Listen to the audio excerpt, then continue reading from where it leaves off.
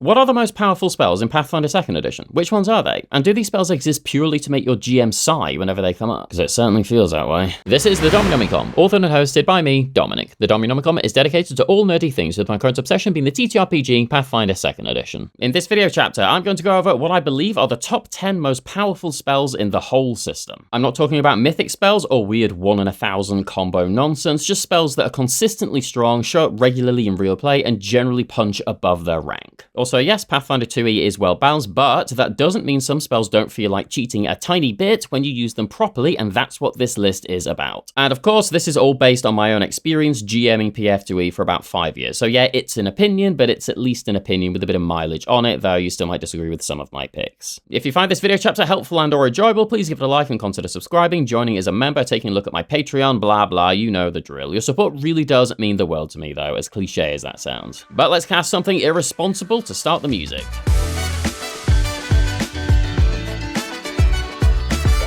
Right, the rules for this list are as follows. I'll be looking at spells that, from my experience, have the ability to alter encounters in the party's favor, and so spells will be judged by that metric of power. I'll be looking at all rarities, and I'll be choosing from a mix of different spell types, and I'll type them myself, so that'll be damage, support, control, debuff, or utility, or a mix of some of them. No mythic spells, because some of them are inherently unbalanced, which obviously isn't good in a non-mythic game. With that in mind, I'll be picking spells from commonly played levels rather than just going for high-level spells. I'll be ordering these roughly from lower rank to higher rank, but otherwise, the list is in no particular order, with some runners-up at the end. Lastly, heightening matters in this list, and I'll be sure to mention whether to go for the spell in its default state or the heightened version. That'll do for that nonsense, let's jump straight in. Right, so yes, we're starting with Electric Arc, because it's the classic, I guess cantrips can be good then. Electric Arc is a 2-action cantrip with the cantrip Concentrate, Electricity, and Manipulate traits available to Arcane and Primal casters. It has a range of 30 feet, it targets 1 or 2 creatures with a basic reflex save, and it deals 2d4 electricity damage, heightening by another d4 for every rank. And remember, the cantrips do heighten automatically. Everyone knows about this cantrip, it's just a solid damaging spell that hits multiple enemies, and there's not a lot more to say about it, it's just honestly very solid indeed. And if you can pick it, you probably should. So let's move on to proper spells. I've mentioned this spell at least 47 previous times, and that's because it's really strong, but I haven't really gone over how well it heightens. Fear is a rank 1 2-action spell with the Concentrate, Emotion, Fear, Manipulate, and Mental traits available to Arcane, Divine, Occult, and Primal casters. It has a range of 30 feet, targets 1 creature with a will save. On a crit success, nothing happens, but on a success, the target is frightened 1. On a failure, they're frightened 2. On a crit fail, they're frightened 3 and fleeing for 1 round with no incapacitation trait. But when heightened to 3rd, you can target up to 5 creatures, which potentially means that if they all succeed at their save, you're still making 5 creatures frightened 1. And remember that frightened affects basically every single stat that they have, and when they're frightened 2, they're effectively 1 level lower. Just getting to walk into a room of baddies and going, yep, 5 of you guys are now terrified is just amazing and such a power trip. Fear is always a very strong contender to have on your spell list, but being able to target up to 5 creatures just for heightening it to 3rd makes it an absolute no-brainer. An incredibly powerful spell, and it's on all spell lists, just simply one of the best spells in the whole system. Moving on. As a GM, heal can kind of upset me because it sometimes makes my monsters' turns utterly irrelevant. Someone's gonna have to go and find that teeny tiny violin for me, please. Heal is a rank 1 1 to 3 action spell with the Healing, Manipulate, and Vitality traits available to Divine and Primal casters, and you get to pick how many targets it will affect depending on the version that you use. If you do the 1-action version, it has a range of touch, the 2-action version has a range of 30 feet, and you increase the hit points restored by 8, and the 3-action version is a 30-foot emanation, which targets all living and undead creatures in the burst. It normally just does 1d8, but if you do the 2-action version, as already mentioned, it adds another 8 to that, and every rank it heightens by another d8, as well increasing the 2-action version by another 8 on top of that. That means at rank 2, it does 2d8 plus 16 for the 2-action version, which is pretty crazy. So yeah, if you do the 1-action version, you can heal yourself or heal allies next to you. If you do the 2-action version, you can heal allies within 30 feet or yourself again. If you do the 3-action version, that's everyone within a 30-foot emanation. And yeah, if you touch an undead with this, then they have to make a basic fortitude save, or it deals a little bit of damage. And the 2-action version is exactly the same, but it has the 30-foot range. The 3-action version is an area of effect that gets everyone within that 30-foot emanation. It's It's just amazing being able to heal all of your allies and damage a bunch of undead at the same time. It's the best healing spell in the entire system. Plus, it heightens perfectly. That 1d8 plus 8 that scales every single rank is going to be like 50 to 75% of almost every PC's health pools, which is fantastic. But I'm sure we all know about how good heal is though, so let's keep going. I'm combining these because otherwise the Bard just steals the entire list and that would be a boring top 10 list. Courageous Anthem is a one-action cantrip with the uncommon Bard cantrip composition, concentrate, emotion, and mental traits available at level 1 to all Bards. It's a 60-foot emanation that lasts 1 round and gives you and all allies a +1 status bonus to attack rolls, damage rolls, and saves against fear effects. One of the reasons this is so powerful is because if you look at some of these subclasses for Bard, which are called Muses, they allow you to freely sustain this, usually for 1 extra turn. So long as you're playing your subclass correctly, you get to cast this on turn 1 and then not have to worry about it for another turn or 2, depending on your subclass and your check, etc. And it's a 60-foot emanation with those bonuses that I mentioned, which is massive. That's basically going to be every ally on the battlefield. On top of that, you can grab the Fortissimo composition, available at level 8. It is a rank 4 focus spell, which can increase the bonus with a performance check. If you get a success, that turns that +1 into a +2, and a crit success, which is not all that hard to achieve at that point, is a +3, which is crazy. Can you imagine giving all of your allies on the battlefield a +3 to their attack rolls? It's insane. And remember the secret weapon in PF2E, combine abilities. If you combine this with an aid check and you have master proficiency in that particular skill that you use, that's a +3 status bonus from Fortissimo and a +3 circumstance bonus from your aid check. And at that point, you only really need to roll like a 2 or a 3 to get a critical success on these particular skill checks. So that gives them a +6 to one of their attack rolls. If the enemy is flanked, that's an effective +8, and if that's a fighter or a gunslinger, which they get an inherent +2 anyway, that's basically a +10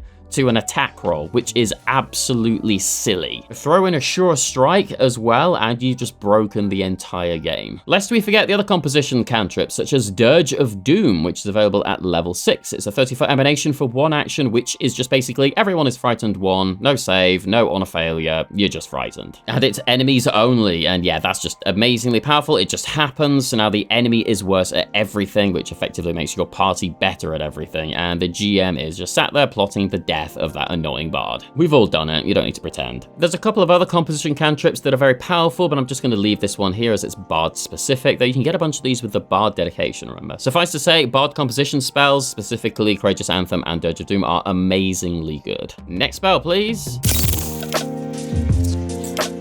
This is another spell that makes me want to burn my GM screen and throw my metal dice at players' heads. Slow is a 2-action spell available at rank 3 with Concentrate and Manipulate traits available to Arcane, Occult, and Primal Traditions. It has a range of 30 feet and targets 1 creature with a Fortitude save. On a crit success, nothing happens. On a success, the target is slowed 1 for 1 round, so they just lose 1 action effectively. But on a failure, they're slowed 1 for 1 minute, which means basically for the whole fight, they're losing an action every single turn. On a crit failure, they're slowed 2 for a whole minute, meaning they lose 2 actions a turn. Even better is when you heighten this to 6, so you can target up to 10 creatures with it, which is kind of ridiculous. If you grab the Reach spell shape on top of this, that would increase the range to 60 feet, which is basically every single enemy that you're fighting on the battlefield. The slow is actually so powerful that even on a failure, it can mostly negate an entire creature's turn, as I said time and time again in the past, because monsters in the system tend to have a 2 or 3 action combo, and they just need to be slowed 1 to basically lose that entirely. It might not sound glamorous, it might not sound powerful, but do not dismiss slow because it doesn't have the incapacitation trait and is unbelievably powerful. Action economy is everything in this system. Actions equals power, as I've said in the past, and being able to take 1 away from an enemy for a whole minute, which is basically the whole fight, is one of the best things you could possibly ever do, and I hate it with a passion. But let's move on to the next spell before I start crying again. Heroism is the spell version of I would like to be better at the game, please. I need a real-life version of this to cast on some of my players. Heroism is a 2-action rank 3 spell with a Concentrate, Manipulate, and Mental traits available to Divine and Occult casters. It has a range of touch and targets 1 creature and lasts for a whole 10 minutes and gives the person touch a +1 status bonus to attack rolls, perception checks, saving throws, and skill checks. So kind of similar to Courageous Anthem, but better as it does saves and skill checks too, which is kind of a big deal. And it lasts a lot longer. It's only for 1 person and it isn't a cantrip, so it's going to cost you a spell slot, of course, but when heightened to 6, that bonus is +2. When heightened to 9, that bonus is +3. If you're able to pre-buff whatsoever, Heroism is a 10 out of 10 spell to cast, especially when you get it heightened. It's an amazing and very easy buff spell that's absolutely worth the spell slot that it costs. More spells, please.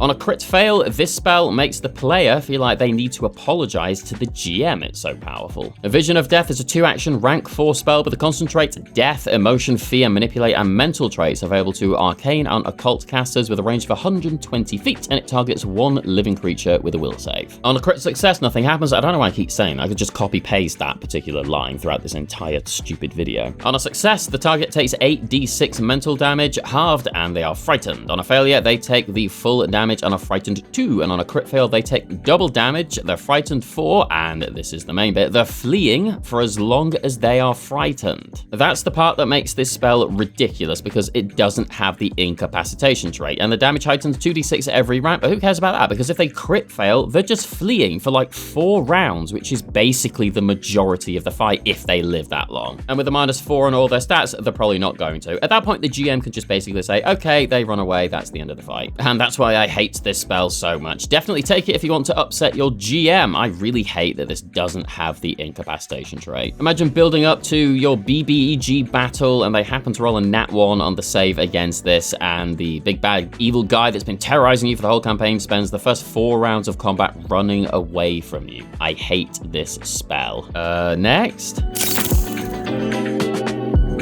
I don't know if I hate this one or Vision of Death more, because on a crit fail, this spell makes the target's turn become a tragedy. Synesthesia is a 2-action spell available at rank 5 with a concentrate, manipulate, and mental traits, and it's only available to occult casters, thank the gods, with a range of 30 feet, and it targets 1 creature with a will save. On a crit, no, I'm not even saying that, it's pointless. On a success, they are affected by these conditions for 1 round. Every time they want to use a concentrate action, they have to make a DC 5 flat check or they lose the action. All creatures and objects are concealed to it, and they are clumsy 3 and take a -10 foot status penalty to all their speeds. On a fail, that lasts for a whole minute, and on a crit fail, they're also stunned 2. So they get 1 action in which to barely be able to move and have to make DC 5 flat checks for concentrate actions and if they try to target an enemy. It's kind of ridiculous. And again, no incapacitation trait. This spell is basically the I do not like you GM spell. And when heightened to 9th, you can target up to 5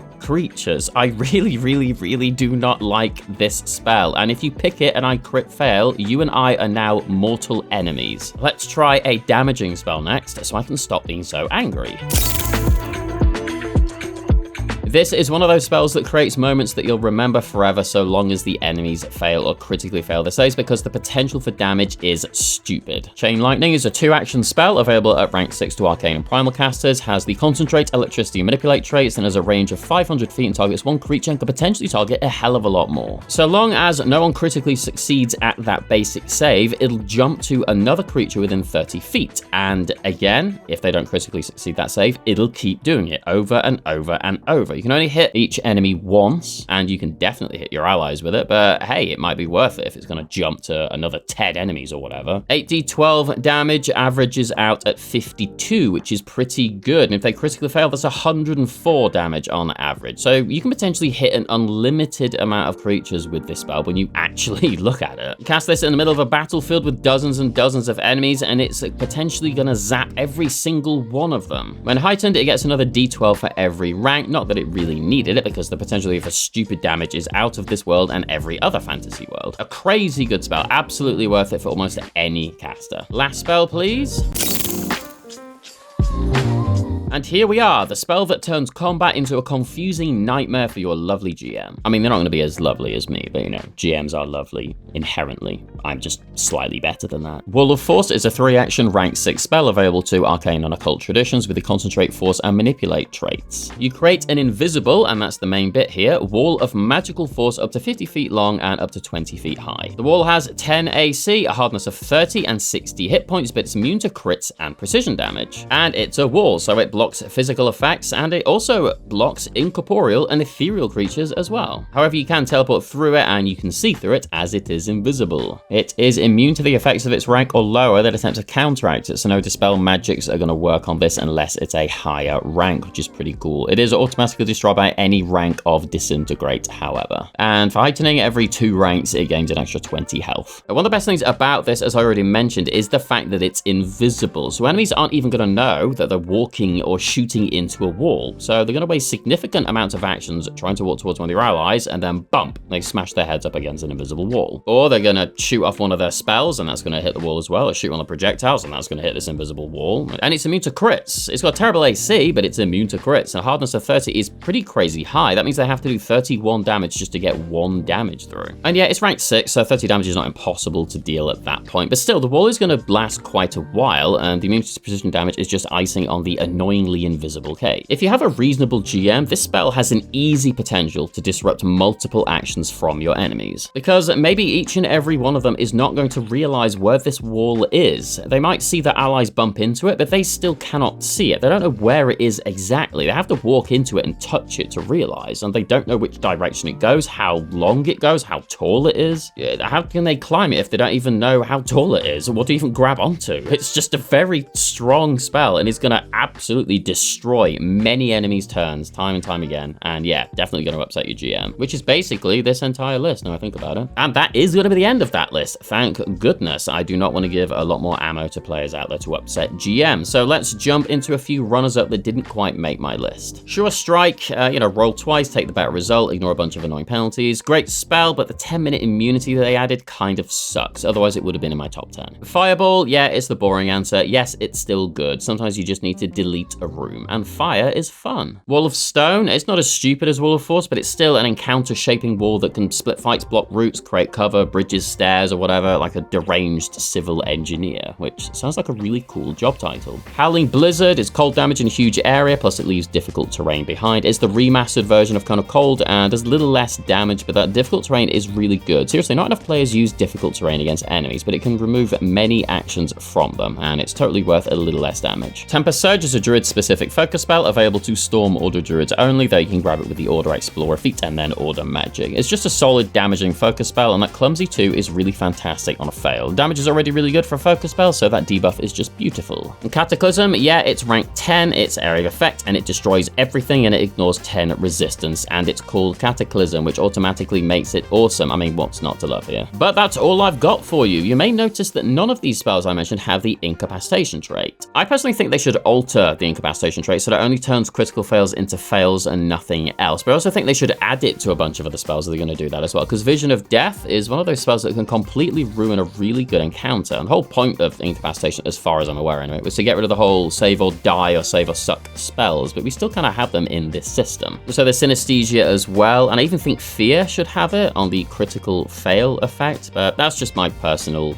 opinion, mini rant on incapacitation trait and some of the spells in this system. If you're aware of any unbelievably powerful spells, please pop it in the comments below so I can do my best to hide them from my players. Wink, wink. Otherwise, thanks for watching and keeping this channel alive. Please hit the like button, consider subscribing, sharing this video with some friends, or becoming a member or patron. Speaking of, I'd like to take a moment to thank my sponsors and archivists: Max Magnus 20019, Ozzy Smith, Nikola Milenkovic, Kyle Travis, and patrons and archivists Clash, Q, and Patrick O'Donoghue. But for now, this is Dominic of the Dominicom, wishing you a fond farewell, and until next time, goodbye.